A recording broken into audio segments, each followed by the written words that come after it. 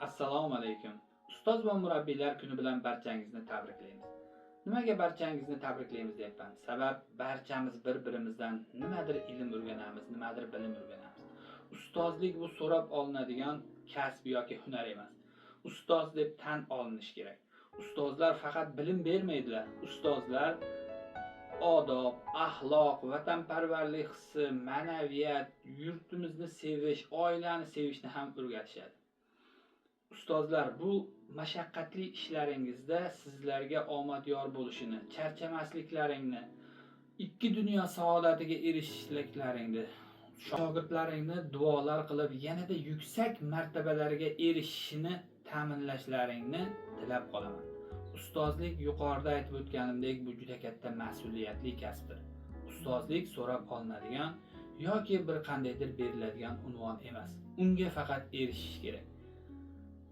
Mening hayotimda ham birinchi ustozim bu onamdir. Onam menga yozishni, chizishni va ilm olishda qanday sir-sinoatlar borligini o'rgatib, hayot yo'liga qadam qo'ydirgan. Bundan so'ng ustozlarim institutda, litseyda, rahmatli Jalolov domla, Oppoqov domla, undan so'ng esa Fanlar akademiyasida ko'plab ustozlarim menga ustozlik qilishgan. Bundan tashqari bu yerda kursdoshlarim, Fanlar akademiyasida birga ishlab ilm qilgan do'stlarim, akalarim, ukalarim ham menga qaysidir ma'noda ustozdirlar. Sababi ulardan ham qandaydir ma'noda ilm va ko'nikmalar olganman. Buning uchun barchalariga boshim yerga tekkuncha ta'zimdaman va rahmat aytib qolaman.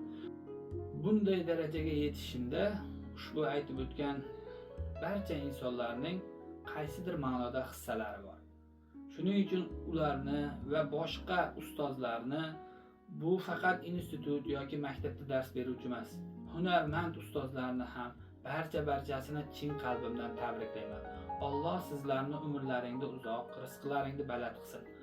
Yurtimizga kelajakda juda zarur bo'ladigan, kerak bo'ladigan va dunyo arenalarida yurtimizda bayrog'imizni hilpiratadigan shogirdlarni yetishtirib chiqarishlaringni tilakdoshiman. Barchangizni yana bir bor kasb bayramlaring bilan muborakbod etaman. Hurmat bilan Qurbonim Sarvar.